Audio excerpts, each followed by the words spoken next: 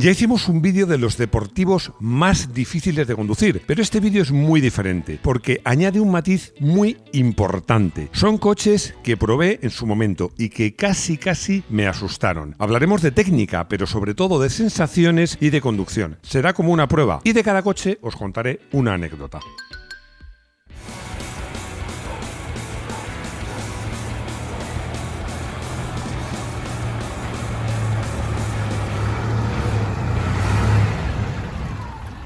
Bienvenidos al garaje hermético. Enciérrate con nosotros.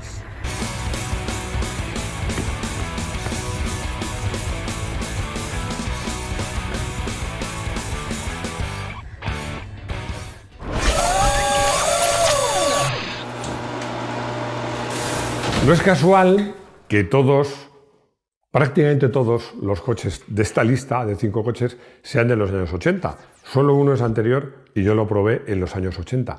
Y tampoco es casual que 4 de ellos sean turbo. Y el que no es turbo es 16 válvulas.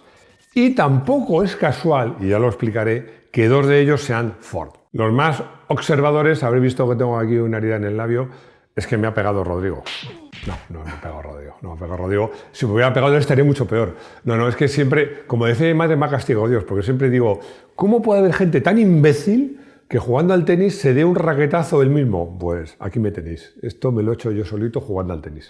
Los años 80 fueron años muy locos en el mundo del motor, tan locos que incluso hicimos un vídeo que se titulaba exactamente Los años 80, la mejor época del mundo del motor.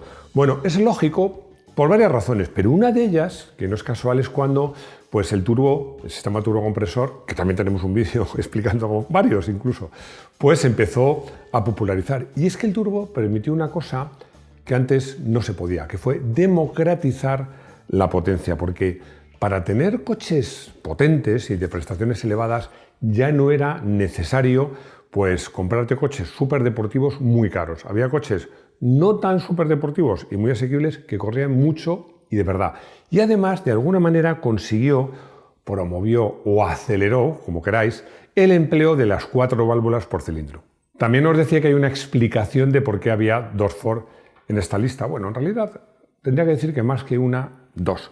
¿Por qué? Porque Ford llevaba mucho tiempo, fijaos en el motor Ford Escort de Fórmula 1, que había apostado mucho y muy decididamente por la competición. Y llegó un momento en que esa buena fama, esa buena imagen de Ford en competición, pues la quiso convertir en dinerito, haciendo versiones deportivas que recogieran pues esa imagen de Ford como marca deportiva. Esa es una de las razones. La otra es que en esa época, vamos a dejarlo en esa época porque estamos hablando de esa época, seamos sinceros, Ford no tenía mucha mano para hacer buenas suspensiones y buenos amortiguadores. La combinación de ambas cosas, pues más el turbo, dio lugar a coches, ahora lo veremos. En este canal hay pocos haters, pero tengo uno que se enfadó mucho cuando hablé en estos términos, hablando del Ford Escort RS Turbo, diciendo que era un coche que no tenía un bastidor a la altura del motor que tenía. Se enfadó mucho, pues yo lo siento, porque era así, es así, y no lo digo yo. Consultad las revistas de la época o los comentarios de ahora mismo. Pero, por fortuna para él, porque por lo visto es que tenía uno, por eso se enfadó tanto, en este vídeo no vamos a hablar del Ford Escort, vamos a hablar de otros 2 Ford, porque es verdad, el Escort tenía un bastidor que no estaba bien resuelto, pero en esos años Ford tenía cosas peores. Iba a decir, que lo tengo aquí en el guión, que hay otra sorpresa, que de 3, por lo menos 2, pero probablemente 3 motores de estos 5 coches, Cosworth tiene que ver. Pero ha hecho un comentario Rodrigo, para variar, muy interesante, diciendo, pero Ford, es que Ford, siempre pensamos en la marca americana o en Inglaterra, que era donde estaba el departamento de competición. No, Ford en Europa era alemán. Y las marcas alemanas generalistas en esos años eran Ford y Opel, porque Volkswagen estaba un poquito ahí por encima y tenía Audi y tal, y luego estaban BMW, Mercedes, Porsche. Y realmente los alemanes, por lo que quieras, porque sus carreteras sean como platos, porque había menos carreteras viradas, por lo que tú quieras, no tenían buena mano, los generalistas, para hacer bastidores y suspensiones como hacían los italianos o, por ejemplo, los franceses. Bueno, pues comenzamos con esta lista. Porsche 911 Turbo. De esta lista es el único coche repetido con la lista que hice de los deportivos más difíciles de conducir de la historia. Realmente es un coche anterior a los 80, pero que yo probé en los 82. Lo probé con muchísima ilusión, pero os lo confieso, me llevé un verdadero chasco. En el área de miembros, porque tenemos un área de miembros que os aconsejo que la visitéis porque son 0,99 euros al mes y aparte de vídeos exclusivos tenemos directos y tenemos muchas sorpresas. Bueno, pues ya conté esto, que yo tuve una relación con el 911, sobre todo con el turbo, de amor cuando era un aficionado que leía revistas y casi de odio cuando lo probé. Además, la versión que pude probar no era la primera, era la segunda. La primera tenía 260 caballos, que no estaba mal para la época y para el peso del coche. La segunda, el 3,3 litros, daba 300 caballos. También había mejorado los frenos y había una cosa que había cambiado mucho, que era el alerón trasero, que era todavía más grande. Al primero se le llamó cola de ballena y de la cola de ballena se pasó a la bandeja de té, porque realmente un alerón que podías tomar el té, un café, vamos, o almorzar 4 personas. Lo he contado en varias ocasiones, pero curiosamente esta dificultad de conducción del 911 en general y del turbo en particular, pues casi diría que fue una ventaja, sobre todo en los Estados Unidos, donde este coche tuvo un enorme éxito. ¿Por qué? Porque en Estados Unidos, bueno, ya simplemente llevar un coche manual no estaba al alcance de cualquiera, porque no estaban acostumbrados. Pero tener un 911 te daba no solo perfil de que tenías pasta, de que era rico, sino que además era un tío habilidoso, porque era un coche difícil de conducir que no podía conducir cualquiera. Y en esto el turbo era todavía peor. ¿Por qué? Porque igual que un 911 tenía varias características que lo hacían complicado de llevar. Una batalla muy corta, unas suspensiones que no eran demasiado espectaculares de diseño, el motor colgado ahí detrás, pero es que, claro, a todo esto el turbo añadía dos cosas: una potencia exuberante para la época y un tiempo de respuesta que hacía muy complicado de llevar el coche. Por eso os digo, bueno, me decía Rodrigo, con razón, que a lo mejor he dicho que odié el coche y a lo mejor la palabra ya me decepcionó. Puede ser, pero claro, es que yo, también es cierto que tenía 20 y pocos años, me dejaron 911 turbo, aparte de que aceleraba, no corría, de repente empezaba a correr, era muy difícil de llevar porque cuando llegas a las curvas el coche subviraba, es decir, no entraba en la curva. Y luego tú ya conseguías entrar, acelerabas, no pasaba nada, seguías subvirando hasta que entraba la potencia y te pegabas una cruzada bestial. No había electrónica, bueno, era un coche de verdad que para llevarlo deprisa en carreteras viradas había que ser muy bueno y sobre todo conocer el coche y anticipar mucho. Os he dicho que os iba a contar una anécdota en cada coche. La anécdota de este coche es que cuando llegaron dos, curiosamente a la vez, el 911 turbo y el 968, que no era turbo. Y bueno, pues yo pude elegir, me llevé el turbo, claro. Y un amigo mío se llevó el 968 para dar una vuelta al fin de semana. Bueno, pues casualmente coincidimos de madrugada en una carretera muy conocida en Madrid, que no voy a decir cuál es. Y no, a ver, fuimos razonables, no fue una carrera, pero fue cuando me di cuenta que él, con el 968, además luego me lo contó, iba hasta cómodo, para ir rápido, era un coche fácil, que entraba, sencillo de conducir, con muchos bajos, y yo para seguirle, que le seguí, no me dejó atrás, iba sufriendo mucho. Bueno, y la chica que iba a mi derecha, no se bajó en marcha porque no podía. Ford Sierra Cosworth. Un peligro. Me refiero además al primero de todos. Para mí, con diferencia, el más bonito. En esta primera versión, lo que hizo Ford pues era relativamente sencillo. Cogió un motor 2 litros turbo de 204 caballos, gracias al turbo y a la buena mano de Cosworth. Bueno, era un coche ligero, de 1,2 toneladas de peso, un peso escaso. Puso unos frenos que no iban mal, un cambio un poco lento, pero en fin, que cumplía. Un alerón espectacular y un kit aerodinámico, y luego lo que hizo es lo que parece lógico, que es poner muelles y amortiguadores más duros y más bajos, evidentemente, para, entre otras cosas, rebajar la altura del coche. En teoría, bien, lo correcto, pero en la práctica no. En la práctica no. ¿Por qué? Porque el Ford Sierra no tenía, como os digo, Ford no tenía mucha mano para los bastidores, no tenía mucho recorrido de suspensión, sobre todo delante, y al bajarlo, a pesar de ponerlo más duro, era relativamente fácil hacer topes. Y detrás, para que no hiciera topes y perdiera la tracción de una forma muy brusca, era muy duro.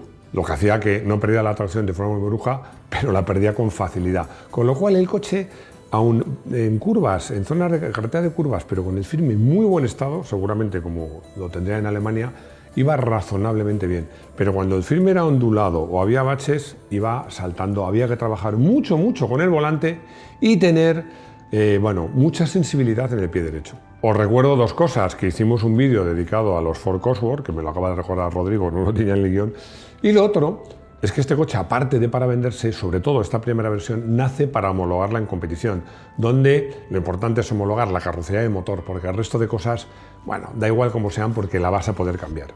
Gran parte de estos fallos, curiosamente, se corrigieron en la versión probablemente menos valorada del Sierra Cosworth, que es la segunda, que la de 3 volúmenes, con 4 puertas, pero no la tracción total, que fue la tercera.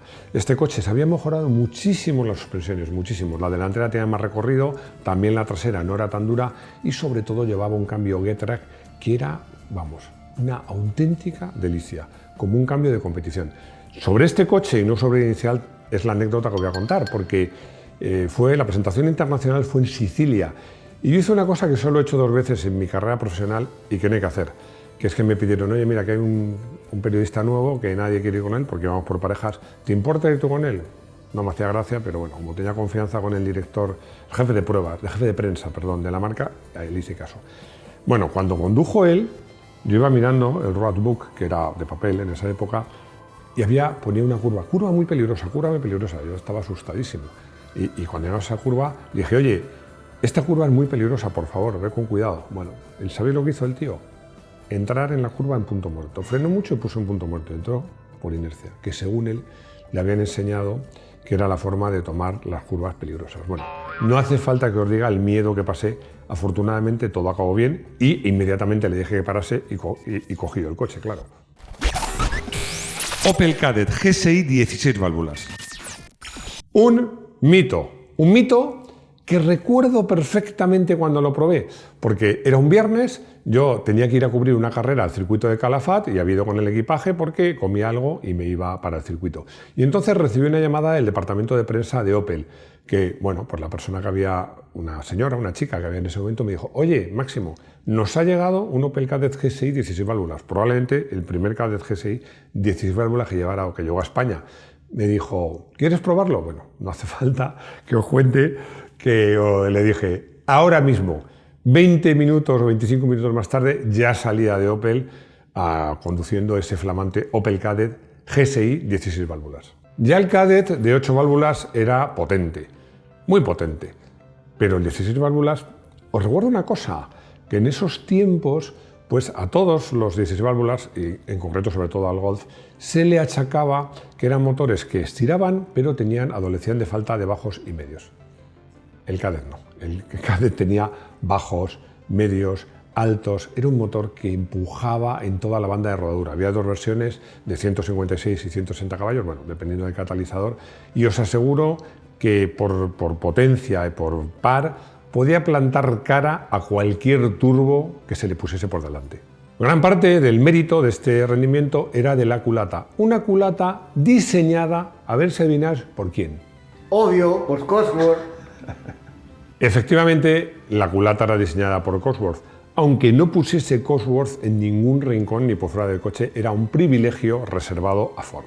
Pero ese motor, da igual la versión de 156 que de 160 caballos, para un coche que no llegaba a la tonelada, bueno, pues le permitía unas prestaciones de infarto. Lo que pasa, como en el caso también que hemos hablado de los Ford, que el bastidor no estaba a la altura. El tren delantero, sobre todo en curva cerrada, tenía problemas para digerir tanta potencia y tanto par, y era un coche que tenía que tener mucho tacto con el gas en curva lenta porque enseguida empezaba a atinar la rueda atrás del interior. Pero el tren trasero era peor, porque bueno, era un coche que a veces se iba atrás, pero no lo hacía de forma progresiva, como por ejemplo lo hacía un Golf de esos años, no. Cuando se iba atrás te daba un latigazo que había que estar muy atento. Y la anécdota que voy a contar pues va de eso, porque como os he dicho, cogí el coche, me fui a Calafat, para los que no conozcáis, pues es 450 kilómetros desde Madrid, casi todo, en esa época, ahora sería todo, yo creo, casi todo autopista, pero en esa época había un trozo que era una carretera que discurría alrededor de la playa, una carretera con curvas de segunda, pero también de tercera y cuarta. Bueno, hay una curva de tercera, me dio el primer aviso en pleno apoyo de una levantada del tren trasero, que estuve rápido y lo corregí y la cosa no pasó de ahí, pero de camino al circuito me dio 2 o 3 más y ya me di cuenta que ese coche era muy rápido, muy divertido, a mí me encanta, pero había que saber llevarlo y tratarlo con muchísimo respeto. R21 Turbo Quadra. ¿Te sorprende la presencia de este coche aquí? Puede ser que sí, porque claro, hemos hablado de coches con motor trasero y muchos caballos, hemos hablado de coches con tracción delantera y muchos caballos, coches relativamente ligeros, y de repente hablamos de un coche que es es grande, no es especialmente ligero, es tracción total, pero tiene solo 175 caballos. Un coche que sobre el papel puedes pensar, como se dice en el argot, bueno, este coche es una madre, ya te digo yo que no. Os vais a reír cuando os diga cuándo probé este coche, porque probé este coche en un país que yo creo, pues en los 2 o 3 meses que no han estado en guerra los últimos 200 años, que fue en Yemen. Y luego también lo probé en el circuito de Jarama bajo un aguacero, y de ese día es la anécdota que os contaré al final. ¿Por qué era difícil de conducir este coche? Básicamente por 2 motivos. El primero de ellos es porque 175 caballos en su época eran bastantes, pero es que el tiempo de respuesta era muy largo. Acelerabas, no pasaba nada y de repente llegaban los caballos en tropel. Y luego porque, como decías, bueno, tiene tracción total, te daba mucha confianza, pero como se suele decir, la confianza da asco. El coche agarraba mucho hasta que dejaba de agarrar.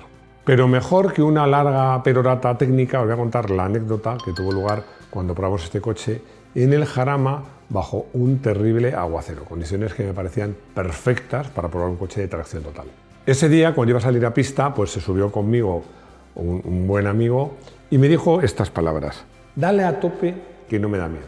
A ver, imaginaos el cuadro. Yo con mis 27 años, un coche turbo de casi 200 caballos, tracción total, el Jarama solo para mí y un compañero animándome pues que fuese a tope, que él no se iba a asustar. Bueno, yo le dije, ¿cómo que no te vas a asustar? Ya verás tú. Fue absolutamente todo lo más rápido que sabía. Ya os digo, que estaba lloviendo a mares. Y él iba tan tranquilo, la ignorancia atrevida.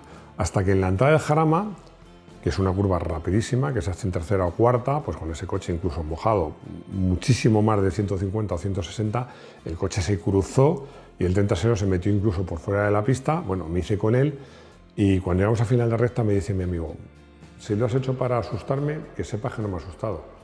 Y yo, me vais a permitir, y voy a decir una vulgaridad, os pido disculpas, pero es una expresión que se utiliza mucho en el argot. Yo le dije, pues a mí no voy a cagar duro en un mes, porque yo sí que me asusté mucho. Fiesta RS Turbo. Decíamos que el Ford Sierra Cosworth era un peligro, pero este coche, aun siendo más pequeño y menos potente, lo era más. Y diréis, bueno, eso es cosa tuya, que le tienes manía. No. Era un clamor y en eso coincidimos todas las revistas especializadas del momento. Era un coche cuyo motor estaba claramente por las virtudes del bastidor. Y si os queda alguna duda, también las compañías de seguros nos daban la razón porque ponían pegas, sobre todo si el conductor era joven, para asegurar estos coches. La segunda serie del Ford Fiesta, hombre, nunca había sido un dechado de un bastidor de mucha calidad, muy sofisticado, pero bueno, para versiones de motor de como mucho, alrededor de 100 caballos como mucho, que era lo que daba el XR2, pues bueno, pues disimulaba. Pero claro, con los 133 caballos, modalidad turbo, es decir, con una entrada de potencia muy brusca, el bastidor, como os digo, no daba la talla. Y en este caso, os diría que más que las suspensiones, lo que no daba la talla era el bastidor, que es que se retorcía literalmente. Os voy a contar la anécdota. Iba hablando precisamente de esto con un amigo mío, bueno, con el fotógrafo, que íbamos a hacer unas fotos, y le iba diciendo, mira, el problema de este coche no son las suspensiones, es que el bastidor es que se flexiona y se retuerce. Y me dijo, bueno, ya será menos. Le dije, espérate, entramos en una curva de tercera apoyando fuerte y pude meter un dedo casi entre el marco de la puerta y el hueco, el ajuste de la puerta. Se retorcía tanto el coche que se deformaba hasta ese punto. Bueno, imaginaos que en esas condiciones, pues los 130 caballos, 133, para Alpena 900 kilos, eran muchos y era un coche realmente muy errático, difícil de llevar por el sitio. No era un coche para disfrutar de la conducción, pero eso sí, era bonito y corría muchísimo. Hay otros coches que cuando los probé me impresionaron, me asustaron, me decepcionaron. Si os gusta este formato que podríamos llamar de prueba temática, decídmelo porque podemos hacer más vídeos de este estilo. Porque ya sabéis que para nosotros vuestros deseos son órdenes. Voy a elegir un coche que he estado a punto de incluir en esta lista, pero lo que pasa es que cuando lo probé, pues ya era un coche, ya diría que clásico o antiguo. Me estoy refiriendo al Renault 8 TS. Hicimos una prueba de la que tenemos fotos por ahí, que era una comparativa del Renault Super 5 Copa Turbo con el Renault 8 TS, pero ese Renault 8 TS era de palo. Era un coche que le metimos revistas para bajarlo, simulamos la barra antivuelco, realmente era un R8 TS de serie. Pero más adelante, y a raíz de esa prueba, me dejaron probar un R8 TS de la Copa de verdad. Y me di cuenta por qué todos los pilotos que habían iniciado su carrera con un Renault 8 TS eran pilotos tan buenos y tan finos, porque con ese motor que no corría demasiado, esas ruedas tan finitas, esos frenos y ese bastidor, para ir deprisa con un R8 TS, ir deprisa de verdad, había que ser muy bueno. Benedicto me pregunta en el consultorio qué es el freno de mano hidráulico. La respuesta es muy sencilla, es un freno de mano hidráulico. Normalmente los frenos de mano van por cable, con lo cual si quieres bloquear las ruedas tienes que hacer muchísima fuerza y en asfalto no lo consigues. Y con un freno de mano hidráulico, incluso en asfalto, incluso ruedas anchas, lo puedes conseguir. Esto se usa pues, para desequilibrar el coche y cruzarlo en competición, por ejemplo en rallies, y también en pruebas de drifting, que os fijáis, el conductor o el piloto mete el volante, tira el freno de mano, cruza el coche y luego lo mantiene a base de gas. Algo solo, ya os digo, para drifting o competición. Reims, un nombre que no conocía, me pregunta que si el Suzuki Jimny 4 puertas, en realidad 5, se va a vender en España. De momento no se vende y mi opinión es que son malas noticias. Yo creo que no se va a vender nunca. Y ya está, hemos llegado al final. Espero que os haya gustado y muchas gracias por vernos, por vuestros comentarios, por vuestros likes y os espero de nuevo muy pronto en nuestro garaje hermético. Hasta pronto.